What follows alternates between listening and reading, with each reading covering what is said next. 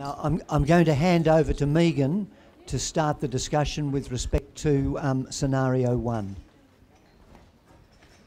Thanks. Scenario 1 concerns a client who's in her 70s, who's received a large sum of money from a personal injuries claim, and has authorised her solicitor to invest that on her behalf. She's subsequently behaving in an erratic manner with regards to the money, and has presented at her solicitor's office looking dishevelled and behaving in a strange way, and the solicitor's concerned. Does anyone want to start the ball rolling on what the solicitor might be concerned about? I might say this is one that went to our ethics committee, so we're kind of, I'll tell you the answer at the end. We've got someone at the front here who's saying that the concern might be the competence of the client, the mental competence to give instructions. And does anyone have a view on whether, on these facts, the client, the solicitor should or should not be concerned and should or should not be taking instructions? Come on, don't be shy. Michael's got a roving mic so you can express your views. And thank you. One of the, I guess, issues might be that if Fred says to Jane, yes, I'll close the term deposit and give you the money, when it's spent, Jane comes back to Fred and said, why did you let me do it? You knew I was in a bad state, so I'm going to sue you for it.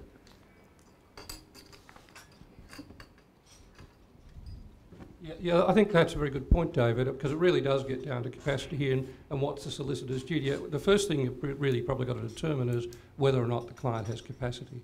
That's a key issue here, I think. But assuming you think the client has capacity, do you then have some kind of duty to look after him? We've had a couple of calls like this. We had one where the client was drug addict and was just sort of coming into the solicitor to, pull out another $10,000 or $20,000 to buy this week's drugs.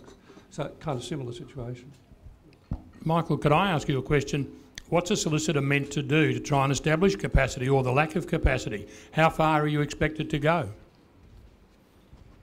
Well, I think you've certainly got to satisfy yourself on the capacity issue, Michael. Initially here, this looks as though there might be a problem because, as well as that, you've got the appearance of the client being unkempt, which comes to the office, not looking well, doing things that may not be perfectly rational. I think that's what we would call the bells are ringing and the lights are flashing at that point. And perhaps at that point you might want to make inquiries of the client as to, is she going to a doctor and get permission to perhaps speak with a doctor or some other relative, at least explore that issue. But I think once those lights flash and bells ring, you've got a duty to look at the capacity issue, because if the client doesn't have capacity and you're sort of letting this kind of all happen, then it may well be a situation. But if the situation is that the person is mentally incapable and refuses to give you that information, aren't you in a bit of a quandary? Sure, you're always in a quandary when the client won't give you that information. And it's then a question to say to the client, well, can you, can someone in the family that I can talk to? But if they completely shut down, you've always got the alternative, and it's the backstop one. If you yourself make an application, a guardianship application. Now, the Court of Appeal in New South Wales looked at that and kind of said, we don't like solicitors making these kind of applications because it takes away from the normal role of a solicitor. But in the appropriate case, it can be done. And our Supreme Court in the Pistorino case also was a situation where a solicitor applied for a guardianship kind of order in litigation. Yes. I think it was our firm that rang the Law Institute on it. This happened to us last week. And what I had said to the client was that I wanted to go see her GP. And this happened to us last week, and we made the call to your office. Okay. And we had acted for her previously over the years, where we know for a fact that she's bipolar. Yep. But she actually had been taken advantage of when she was in a manic state and shopping, and shopkeepers had sold her up to $80,000 worth of goods. And she came back and she said, look, I'm now ready to take that case on. So the case was right, to take on, except for the fact that she wasn't right. And she started to unravel more and more. And I said that without going, she had to go to her GP, because I knew that she needed to get committed, but I couldn't do it. No. And she keeps avoiding going to the GP, but keeps running into the office, and we're not doing anything. Mm-hmm. And that's the question. I really think it has reached the point where I kept hoping someone would bring the application on at VCAT, but nobody's doing it. Mm-hmm. And what did my colleague say? What did my colleague say? Well, it's always that mamby-pamby advice, like if you think it's this and if you think it's that. Good feedback. So that's why I'm telling you, it doesn't help when you say they don't like it if you make the application to VCAT, and you have to make that assessment, how bad does it have to get? Well, short of probably me putting her in the car and taking her down to the doctor, I don't know what else to do, but because I do think that this woman is unravelling at an alarming rate. Well, I don't disagree with that. I mean, I think a solicitor having a hands-on role in a client, I can remember years ago when I was doing personal injury litigation, I actually went up with a client who was terrified of going to see specialists, and this was a specialist we had engaged, actually went into the consulting room with him, stood there and held his hand while the doctor examined him. The surgeon said it was the first time in his experience he'd ever seen that happen, but we had a very successful outcome because the client was happy and trusted the doctor because his lawyer was standing next to him holding his hand. Well, the question then is, I don't want to go to her home and pick her up. Do I wait till the next time she rolls up? But usually she rings. It's that sort of thing of what we all are terrified of. We don't want to get overly involved with everybody, and we don't want to get to the point where we take ultimate responsibility for their well-being. It's a very difficult situation to be put in, and while I accept that the VCAT does have concerns about lawyers taking control from clients, there's also the decision a year ago of Justice Bell in the matter of Goddard, Elliott and Fritsch, where Justice Bell emphasised the duty to the court that solicitors have, which requires us to ensure that when we act on our clients' instructions, those instructions are given with capacity. Otherwise, we are not serving our duty to the court. And I think that if in a situation like you describe, if the circumstances clearly indicate that the client doesn't have capacity and is acting in an irrational and way and not appearing to understand advice that's being given, then you would be well advised to make an application or have the client assessed by a medical professional, because obviously as lawyers we're not equipped to assess people's mental health, although we do find ourselves having to do it a lot. And I think that you can rely on that Justice Bell decision as fairly authoritative grounds for emphasising the requirement that we take that step and the importance of ensuring that our clients have capacity. So I think you sound like you're heading in the right direction. Can I just say, generally speaking, and I also sympathise with the position, Magda, but the New South Wales Law Society have published a very, very good set of guidelines dealing with capacity and these kind of issues. They're quite detailed. And the LIV relevant committee inside has also, based on the New South Wales guidelines, has got a very, very advanced draft. So I suspect that we will have LIV guidelines on capacity to assist solicitors in this area in quite a detailed level. It's not just top of the road stuff, it's going right down into the detail of it. But in the meantime, if you go onto the New South Wales Law Society website and look at their capacity guidelines, they're really, really very good. And I know I've spoken to people here at the Office of the Public Advocate and other experts in the field who would agree with that. Okay.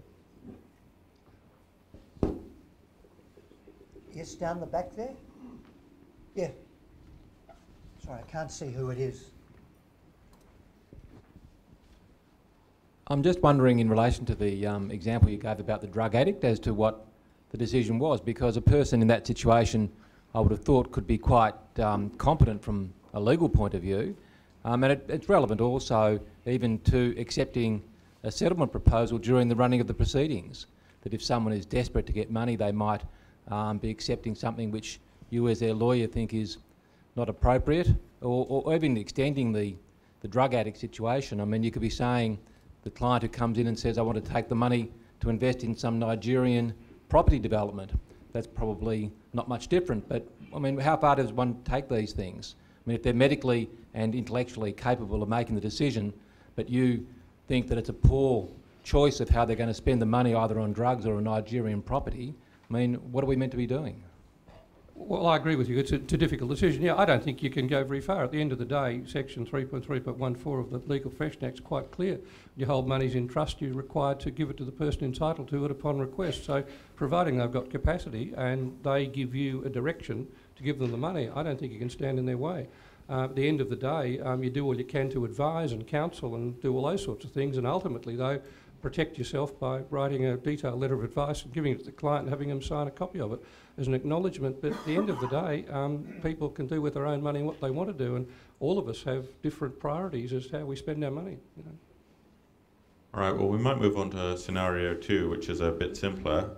Murray's client, Brett, has a 10-day trial commencing in 7 days. Brett has failed to pay $75,000 into trust. Yeah. Can Murray terminate the retainer?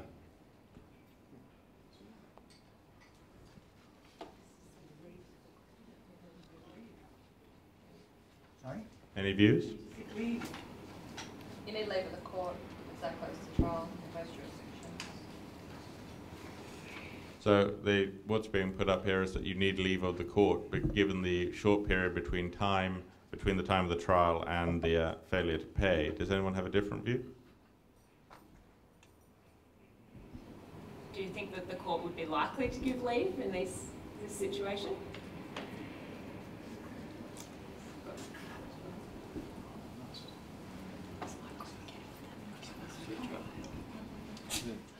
I'm just wondering if you've got a costs agreement with the client which is very specific and makes it clear that money will be required on account of the trial, and that if the money is not forthcoming prior to the trial, that would give the lawyer the contractual right to pull the retainer. And then, I'm not a litigator, but I take it if you then have to make application to the court to withdraw from proceedings, I think you'd be relying on the cost agreement in support of that application. That's the only practical way I see. I think the costs agreement would certainly assist your case in seeking leave, but ultimately I think, and Michael can correct me if I'm wrong, that your ethical duty is really the issue here. Even if you have a contractual entitlement to pull the pin on the matter, the problem is you'd be leaving your client in the lurch, and you'd be leaving, perhaps more importantly in this situation, the court in the lurch, which is expecting the client to be properly represented. Michael, do you have any further? Yeah, I do, Rupert. I mean, remember, the solicitor can own, the contract we have with the client is an entire contract. So whilst the client can pull out at any time, the solicitor can't pull out at any time. The solicitor can only terminate the retainer for just cause and on reasonable notice. They're the two limbs that are set out in the rule. So is the client not putting you in funds for the trial just cause? Yes, it is. That's been decided. There's no question about that. Is this reasonable notice? Almost certainly not. I would think you'd have a very tough time before the judge, no matter what the outcome was, because the judge is going to say to you, Mr So-and-so or Miss So-and-so, this case has been fixed for trial for 3 months. When did you first ask for the money on account of the trial? I mean, there's a recent case that went to VCAT in a criminal matter when they, as you know, case manage their matters quite heavily along the way up through to trial, where the solicitor told fibs to the judge, I think it was on 3 or 4 occasions, and then finally had to come up saying, yeah, everything's fine, Your Honour, no problem with costs, we're ready to roll. Of course, the inevitable happened. The money didn't turn up. He turned up on the day of trial saying, sorry, I now want to pull out. Judge went bananas, and you can imagine, and the solicitor ended up down in VCAT. There's a couple of cases last year where Mr Justice Pagoni, where it was very short notice like this, one of the Investec case, wouldn't let the solicitors go. He basically said, no, it's too late. You're on the record. I'm not going to force you to run the trial without fee, but you're staying on the record, and you've got to do things like receive documents, convey them to their former clients who are living in New South Wales, and do anything else that the court requires you to do to enable the court to come to a proper and just conclusion in the matter. So there are those kind of sanctions, but you've also got the situation here where if you did pull out, you'll probably find the client would then say, well, you know, I can't go on with the trial, I want an adjournment, so guess what's going to happen? The other side are going to say, well, we want our costs on an indemnity basis, and guess who the order's going to be made against? So it'll be made against the solicitor in these circumstances, I would think, under the CPA, if no other way. I don't know what my barrister colleagues would agree with that. So all you're saying then, it's a timing problem. The lawyer needs to get his diary right. Yeah. Instead of 10 days before, it might be 3 months before, a couple of warning letters, and you say 2 months out, hey, I'm pulling the pin. Yeah, that's the moral of this story. Yeah. What I say this continual in these kind of discussions, look, this is an important issue. I know there's lots of other important issues in getting a case for trial, but don't let this one just sort of sit there and forget about it until it's too late. You would want to make sure you made an application for leave, though, even if it was going to fail. And the reason I say that is that there's an old decision, well, not that old, but Wentworth and Rogers, where a solicitor stayed on the record throughout the proceeding and filed a notice of discontinuance after the case was over. Now, Ms Wentworth, who's a well-known New South Wales personal litigant, did the whole case herself and really abused the process. We won't go into that. But at the end of the day, when she lost, the other party made an application for costs on an indemnity basis against the solicitor who had remained on the record until after the hearing, and costs were awarded against him on the basis that even though he hadn't run the case, he had been the solicitor on the record and had obviously therefore acquiesced in the way she had run the case. So please make sure you make your application for leave, even if it's going to be unsuccessful. Might move on to scenario 3. Scenario 3 concerns Sam, a lawyer who's been holding a certificate of title for 2 joint tenants, A and B, for many years. Sam has recently received a request from A's new solicitors to make the title available to the titles office, as A wishes to sever the joint tenancy. Sam makes several attempts to contact B, but has no luck. Do you think that he can hand over the certificate of title at this point? We've got someone shaking his head and saying definitely no. Would you like to explain why?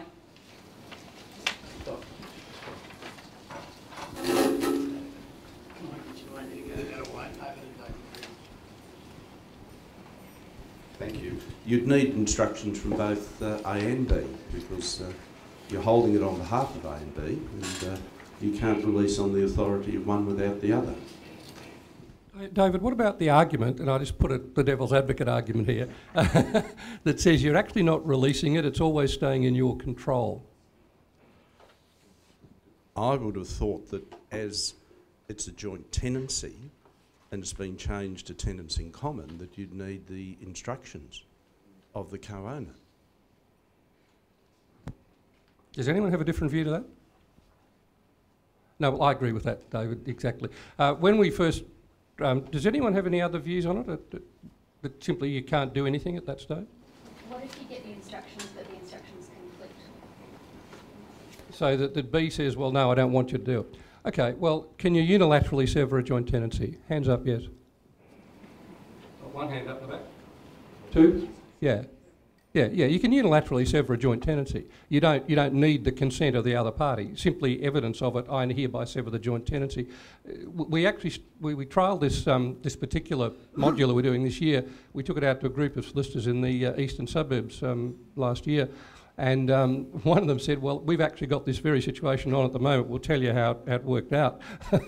And he said, we went to the titles office and said, how do we deal with this? And the advice from the titles office was, A simply executes a transfer from himself to himself. So he executes the transfer as A as the joint tenant in consideration of my wish to sever the joint tenancy, transfer to myself as tenant in common in equal shares. So he signs the transfer twice, gives it to the titles office. So I said, we'll actually take it on board, and we've then got evidence that the joint tenancy has been severed, and we'll then requisition the title to come so we can go on and register it.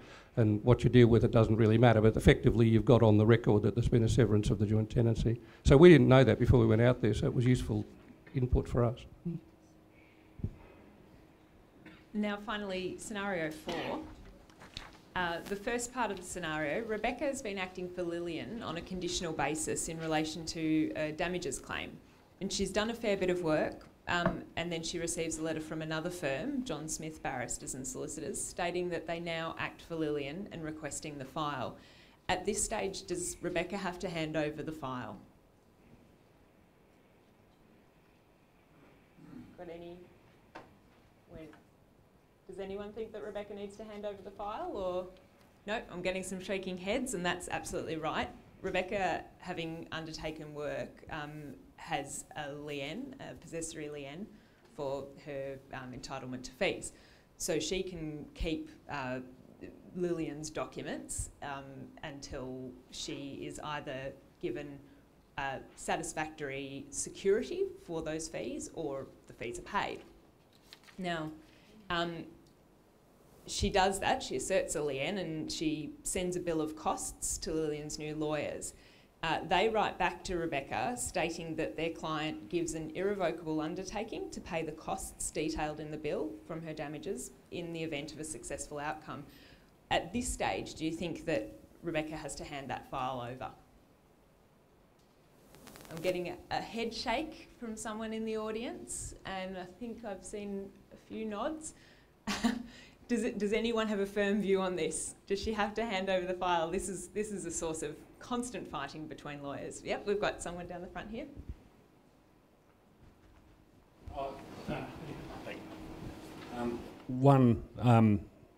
In my view, it's clear you don't have to, because the bill hasn't been paid. There's no such thing as an irrevocable authority, is my understanding.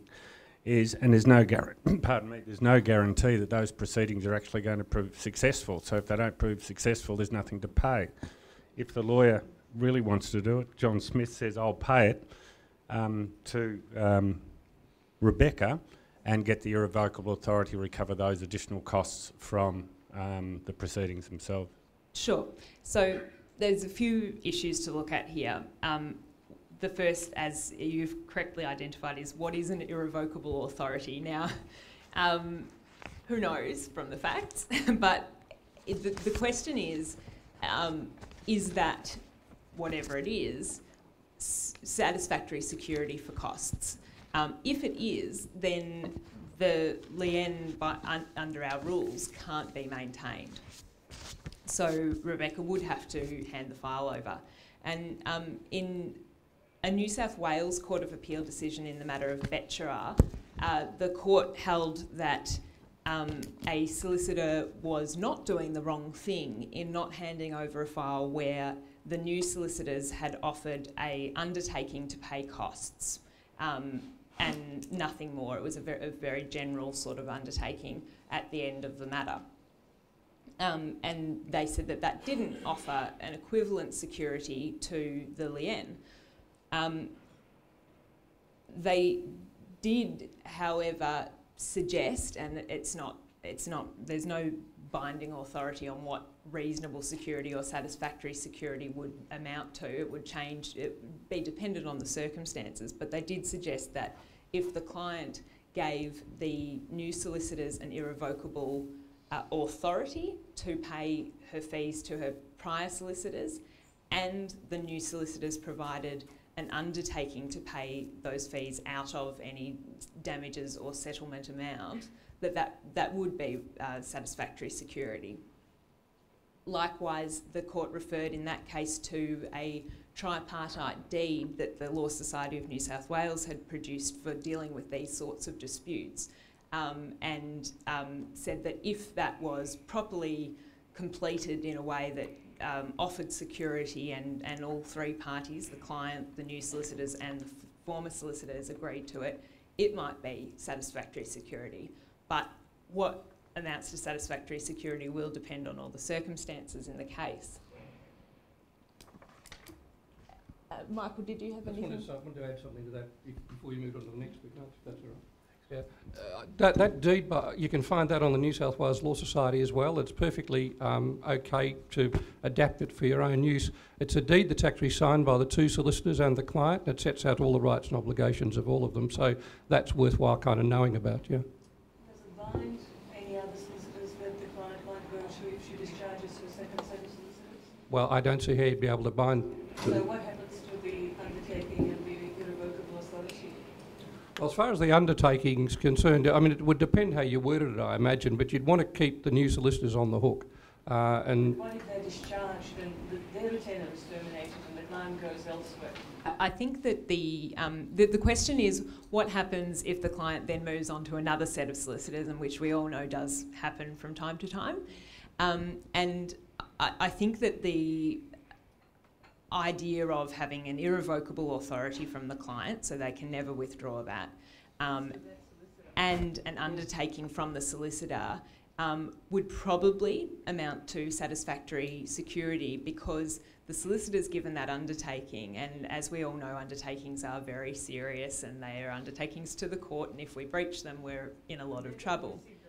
But they, having given that undertaking and being in possession of an irrevocable authority, would presumably, we would hope, feel compelled to make sure appropriate arrangements were put in place with the next lot of solicitors. They may not be able to control the situation, and things could go horribly wrong, but you would hope that that would amount to reasonable security in the situation. The final thing, just to say, there's an added gloss to this. If it all did go wrong, there's another form of lien which the solicitors could exercise, which is called a fruits of litigation lien, and that's against a third party who's on notice, who's required by law to actually pay the costs to the first solicitor. Now, the final part of this question, Rebecca is curious why Lillian terminated her instructions, and so she calls Lillian to ask. And a few days later, Rebecca receives a call from John, the new lawyer, who has been told about this conversation. He's irate and he screams at Rebecca and swears at her, making a number of threats. Do you think that Rebecca has actually done anything wrong in contacting her former client in these circumstances? Getting some shaking heads, and I agree with that. There's no rule that prohibits a lawyer from contacting a former client. To ask them about why they left the firm. It's possibly not a great idea to do it, because you might end up annoying the client. You might end up they may have left for very bad reasons, but I'm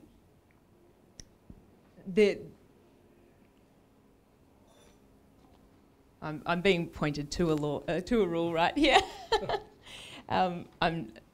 Michael, there's limits around that. There are limits around the rules about dealing with another lawyer's client, and certainly in situations of litigation where the client is represented and you're opposed to them, you certainly should never contact them directly without appropriate notice and the circumstances being urgent and requiring it. Michael, you might add, I'm trying to madly read this rule while... No, okay, well, I'll just read the rule. A practitioner who receives notice from another practitioner that the practitioner's client has instructed or retained that practitioner may, after notifying the other practitioner, communicate with the client for the purpose of confirming the client's instructions and arranging for the orderly transfer of the client's matters to the other practitioner. So there are some hurdles you've got to go across to satisfy Rule 25(2). I stand corrected. So Rebecca probably hasn't done things quite the right way. The next question is, has John done anything wrong in calling Rebecca and abusing her? I think the laughs in the audience suggest that everyone realises that John's conduct hasn't been ideal. As Michael said earlier on, there shouldn't have to be a rule that requires us to deal with each other in a civil way, but there is. The recent decision of the Legal Services Commissioner and Johnson highlights this rule. Mr Johnson had his practising certificate cancelled recently for dealing with the court and other practitioners in a discourteous manner, and using language which was vulgar, provocative and or offensive. Mr Johnson had a long history of acting for himself in legal proceedings, which initially concerned his de facto wife or ex-de facto wife. There were family court proceedings in the Federal Magistrates Court, as well as family property proceedings in the Supreme Court. and Mr Johnson would sue and join his wife's former lawyers. Well, they were her lawyers, they became her former lawyers when they got joined to the proceedings. And he ended up with a string of lawyers joined to all of these proceedings, as well as at times attempts to join the Legal Services Commissioner, the head of the Legal Practitioners Liability Committee, the Prime Minister, the Attorney General. Mr Johnson did hold a practising certificate, but he hadn't been a litigator. As a solicitor for an LPLC insured, I was on the receiving end of reams of documents that were generally addressed to Dear Brothelgate conspirators. So that might indicate to you the sort of conduct that Mr Johnson engaged in, and he certainly has now had his practising certificate cancelled.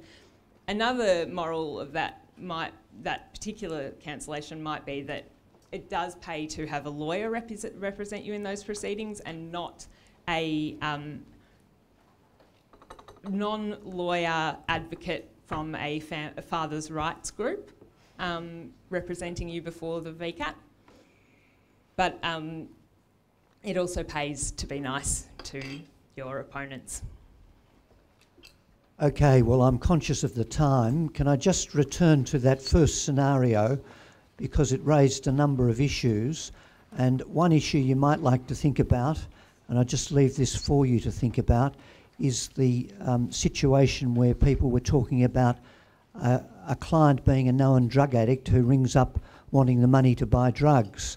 You might want to think about whether or not in those circumstances you would give the money, because if you did, knowing what you do know, you may very well find yourself facing a conspiracy to acquire an illegal substance or something along those lines. So there are lots of traps that are hidden in these problems. Thank you all very much for coming. On behalf of Michael Green and Green's List, we're very glad to see you here, and we welcome seeing you at these breakfast meetings, so thank you very much for coming. And finally, can I, on your behalf, ask you to join with me in the traditional way to thank Michael, Megan and Rupert for a very informative morning session.